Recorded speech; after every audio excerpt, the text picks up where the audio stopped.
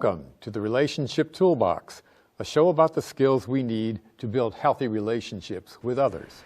Today's show is going to be quite a challenge for us. As you can see, we are masked, and this is, again, because of the pandemic and the safety precautions that we are taking in the studio. But this is also sort of a commentary on what it's like when you take away a good portion of the face in communicating, how we can begin to relate to others when we have less information to go on. So when we can't see the face, we have to rely more on the intonation of our voice, the strength of it, and body language. So hopefully our show today will be still very understandable for you, and we'll see how it goes, and we can later on review it and see what we think of it. So today we're going to be talking about how to use questions to engage our partner, to resolve differences, to discover more about our partner, and just to show appreciation. These skills, obviously, although we're going to be talking about our partner, can be used for children in relating to them, as well as to other people, such as colleagues in the office and so forth. So it's interesting to disaggregate statements from questions and think about, well, why use questions? And what advantage is there to using questions over a statement? And there is a definite advantage, not that statements don't have their role, they do. But in general, especially in intimate relationships, statements tend to carry sort of hidden messages, which may not be intended, or sometimes maybe they are. But nevertheless, they are there, and they can begin to erode on the relationship. So examples of that might be, this is what I think you should do, which implies certain things. Even without the tone, and there's tone in that. There's tone in there too, yes.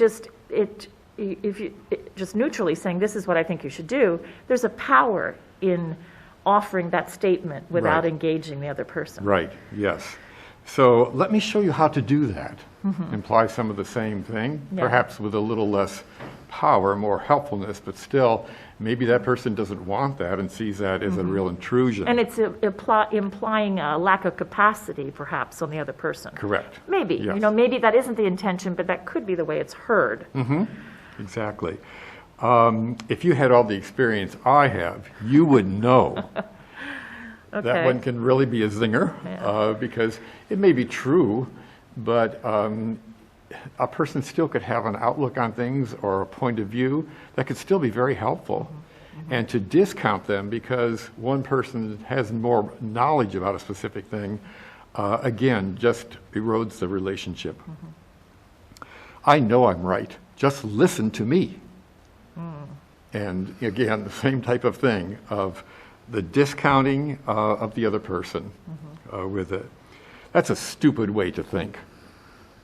Nothing hidden there. Total discount with it. So all of these have this hidden message. Listen to me. I know best. I don't need to listen to you because I know what I'm going to do. I'm telling you this, and this is the way it's going to be. I have more power, more authority, and there's only one way to look at that, my way. So when it comes forth in a statement like that, we're more inclined to fall into that trap, even, as I said, if we didn't intend it. So if you would talk a little bit now about how do questions change that dynamic?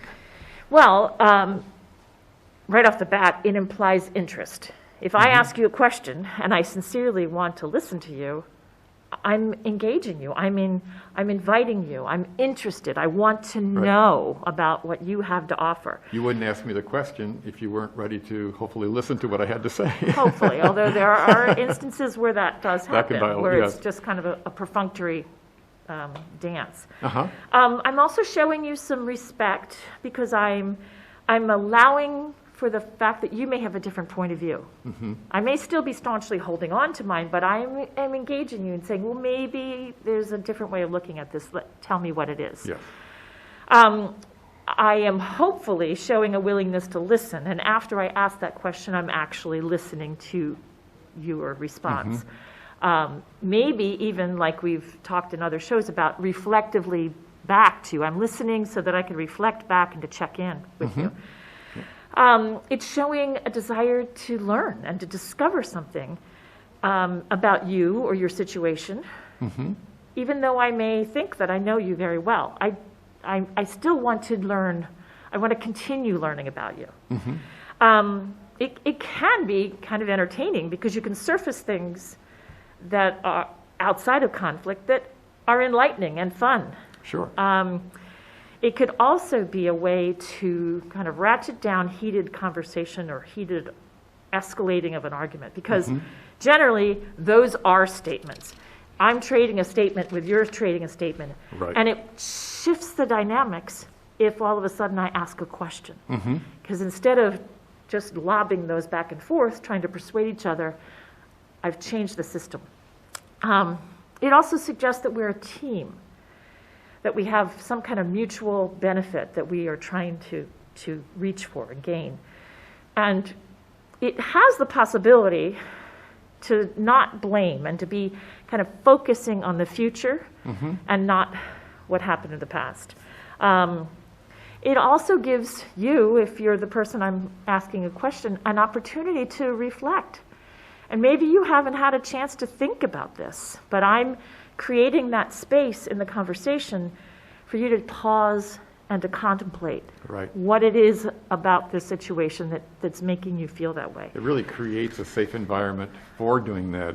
And it may be that as I have that time to think about the questions you've asked me, I may learn more about why I'm thinking that way and begin to change on things.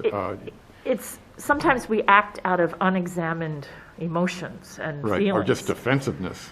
Because it's a pattern, and it gives the relationship, it gives the parties an opportunity to just kind of reflect and to think. And you might learn something, I'm certainly going to learn something. And it models. It's like, okay, we're showing each other how in the future we want to engage with each other. And it shows anybody else in our community, a child, neighbor, a partner. This is how we could approach conflict or a misunderstanding. Right. So. And psychologists have long shared with us that we tend to mimic the behavior of the person who's speaking to us. So if they're looking like this, we may subconsciously start to mimic that.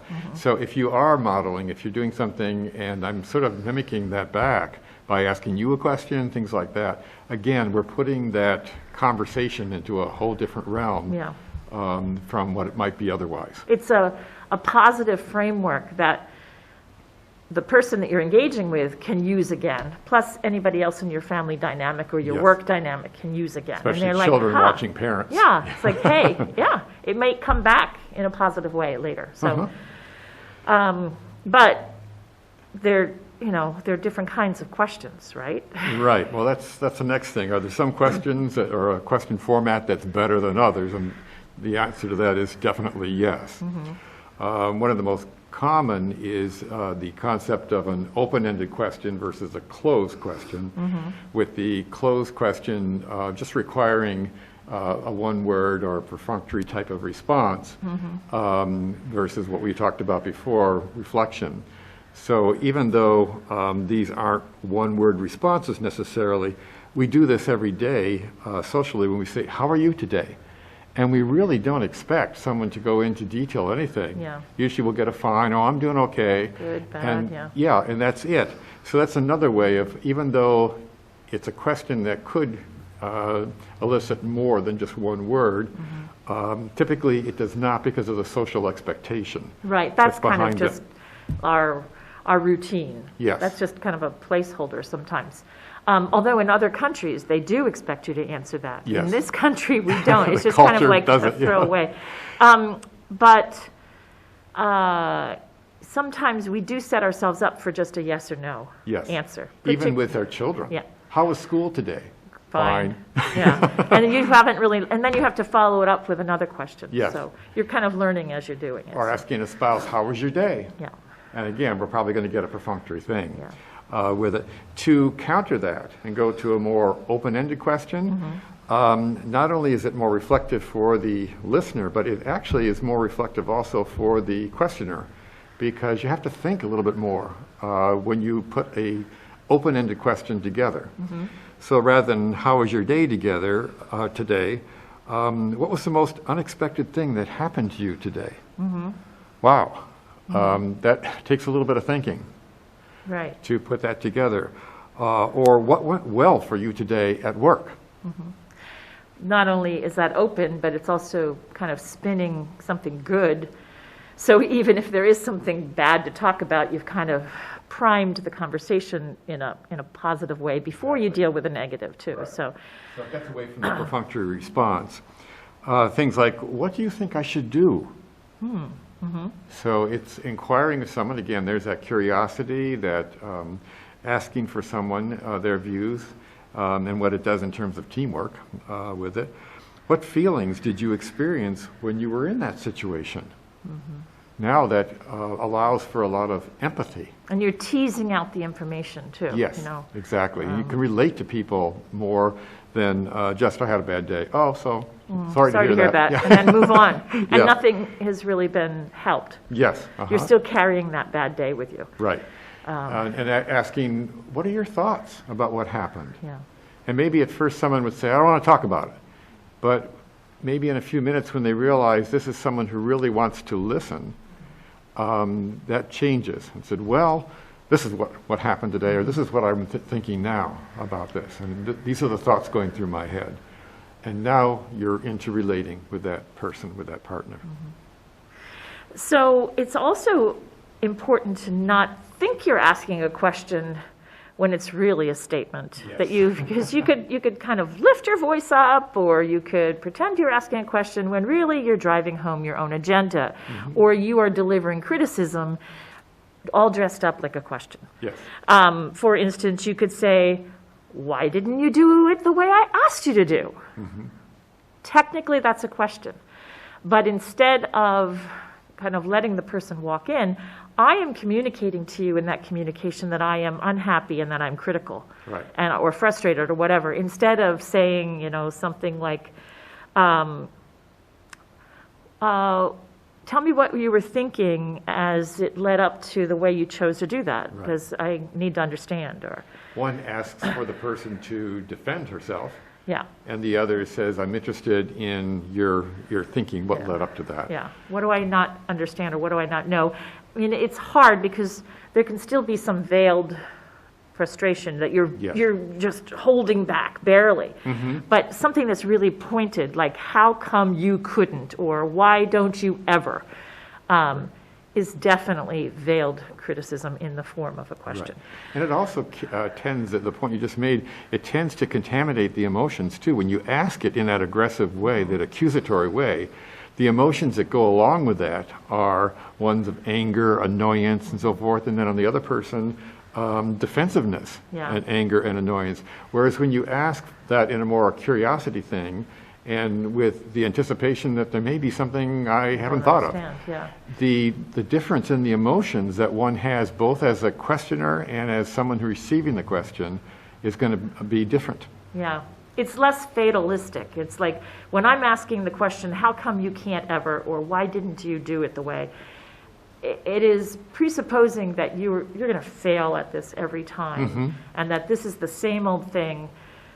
And I'm really not interested in your answer because I don't believe that it's just such a put down.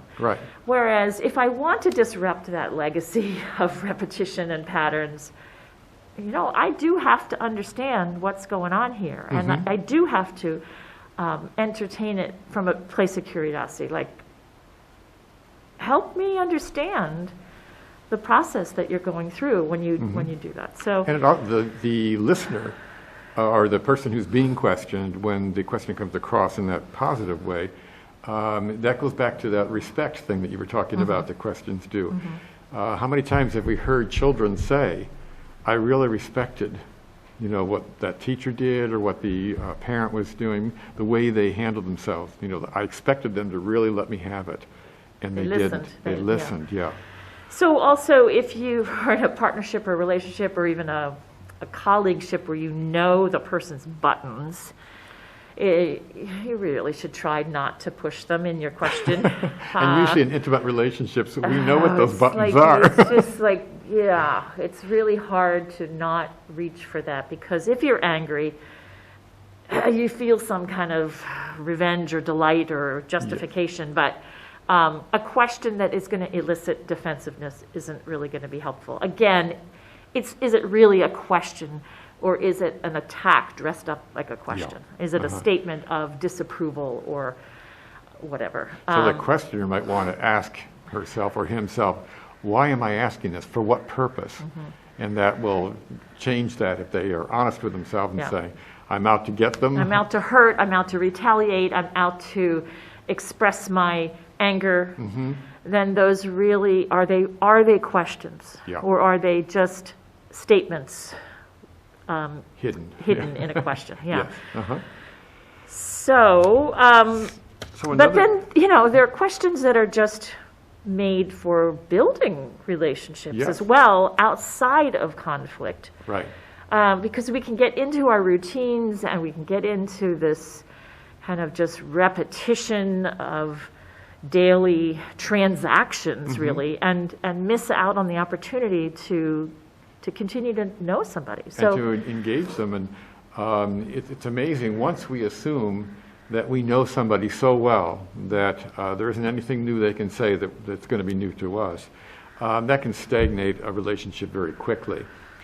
So, because we're new and different and growing all the time, we should allow that possibility. Right. And people say when oftentimes, even in mediation, well, when they're getting ready to divorce, well, I changed, but she didn't, or he didn't. Well, this is part of engaging what's changing with a person before time goes on, and pretty soon there's a cavern between the two of you. Or I know why you did that. When do you? The assumptions, do you, really? yes. Yeah. I noticed that even during the pandemic, that which we're still in. Yeah, which we're still in. Sitting with my wife and just saying, a question that came to mind was, I wonder how our parents would deal with something like this if it had happened, during their generation. And that led to, different discussions of what we knew about our parents and so forth. Engaging someone like this can be a lot of fun, too. It can just be fun. So some of the questions that can be used for this purpose, for engaging. If we had to move from our home to another city, what would you miss the most? Oh, wow. I think about that myself. That would be a rich, deep conversation. First, I would have to think about it. Yes. And then I could share it. Yes, you would have to give the person time to reflect on that, yes. But that could be quite a conversation, and one that you brought back around to actually appreciate those things that you don't think about until they're gone. Yes. Yeah. Another thing you could talk about is like the quintessential magic wand. If you had a magic wand and you wanted to change anything in your life right now, not like world peace or climate, but something that you could change about your life, what would it be? And I would have a long list, I think. Yes. And then, maybe that could lead to, how could I help you achieve some of those? Sure. Rather than telling you what you should change in your life, I could ask you what it is that you would like to change. And that gets back to the teaming concept of we're in a relationship to help each other, to grow, to be the best we can be. So when I learn something like that, that's a door opener for me to say, just like you say, how can I help? With that. So that's a real important point. Another thing is if name one talent that you wish you had. Oh boy. And if you had that talent, how would life be different for you now? So, that's just an interesting play on words. As you're driving in the car, you could be asking each other these questions and just having a lot of fun with this. Sometimes I've introduced this to couples who are not used to engaging each other except for disagreements and so forth. So when they're doing this, they catch on very quickly to the playfulness of it. Well, we tend to be reactive to, we will react to whatever's coming at us, and that's where we'll put our attention. but this is a proactive kind of exercise for Yes. learning. There's actually an industry of like parlor games that are based Right. on these things now. Yes. But it's not a mystery. You could come up with your own questions. Exactly. They don't have to be just these. Another one that is, I guess, a little more personal is we've talked on this show about Chapman's concept of love languages. Yeah. That we all have a specific sort of modality for receiving love that's most powerful to us, even though other ways still we recognize this as expressions of love. But there's one or two usually that really hit the mark. Yeah. And so the ones he, of course, described were words of affirmation, gifts, acts of service, quality time, and physical touch. Those were the 5 that he said he had found in his research. So it would be an interesting conversation if you already know about these to say something like, how is that working now? And is it the same right now as we're going through this time? Or if they don't know about it, to educate each other Bring it up, yeah. about that, and to find out, as I did with my own wife, that, oh my gosh, after all these years, I didn't realize, that I wasn't tapping into that modality that was most important to her. Yeah. There are a lot of things that people are worried about these days, and they just carry that with them without, because they don't want to put it out there and make it somebody else's worry. But you could ask your partner or your kids or your coworkers, what are you worried about? And really listen. Sure. Or what occupies your time? Things like some people react to the word worry. Yeah. So that's a possibility, yes. And then there, again, on the wish list, what would you want to change if you could change, if you went back in a time machine? And just kind of have that parallel life. And it might still be something that you can act on. It may not. But it's just interesting conversation about what kind of characteristic would you like to change about yourself. Right. And sometimes it's almost an intimate moment when the person asks the question, it's answered, and they said, I knew it. That's the way I would answer. Or they say back, what do you think it would be? Yeah. And we're kind of testing each other and how well we really know each other. And that becomes part of the game, too, with it, in a very good way. And we're coming up on the new year, where a lot of people make resolutions, and you could be talking about that kind of stuff, too. But questions are always good when you're trying to understand somebody else's point of view. Right. And in resolving differences that we have, which is inevitable, we're going to have different things. So we could actually, I guess, do a sort of a mock interview here, or mock role play here of, let's suppose, for instance, that you have a brother. I do. Who has come to you sort of out of the blue, you didn't expect this, and asked you if you would be willing to loan him a couple $1,000. All right. And if we're married in a relationship like this and you present that to me, as my brother said, this, obviously that could create some strong feelings, strong emotions that we would need to explore. Because my decision impacts us, not just me. And there may be more to your decision than just a budget. Right. All right. Whether we could afford it or not. And we could just be oppositional and like, I want to, you think it's a bad move, and just continue If we've had an argument prior to this, boy, it's going to carry into this one too. So I might begin to approach you with, can you tell me more about how you view lending this money? So, if you really asked me that, I could say, well, I know he doesn't have a great track record for being responsible, but I'm the only family he has at this point. And so I feel a certain obligation to help him. There's nowhere else he can turn. And that could lead to the next question of what experiences in your life, especially with him, might be influencing your decision. Guilt.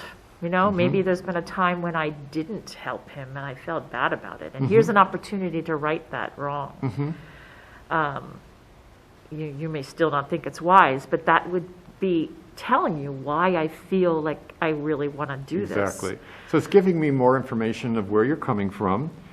So I could even ask you, like, well, what is it about what I'm saying that is hard for you to hear or disturbing? What do you need from me in order to make this conversation work? Or even ask me what thoughts are going through your head as you hear me state these feelings about my brother. Yeah. And if I'm thinking about this only from a financial point of view, well, we've got this in our budget and everything, we could probably do this, but when would he pay us back, and would there be interest and all that? But you're coming from it from a totally different perspective. History, family. Yes.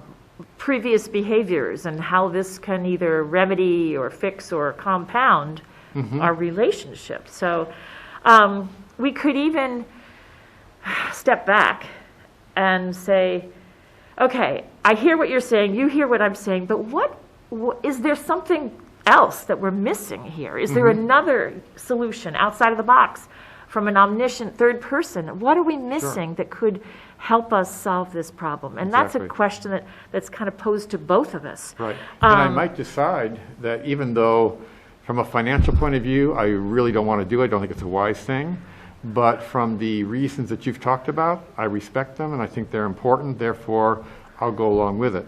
So when it's done out of a sense of giving to the other person with it, that again brings the couple together more, not for tit for tat, you did this for me so now you owe me one, but more of a sense if you care enough about me and what's important in my life that you would go along with this. Yeah, because it's no longer about my brother, it's about us. Yes.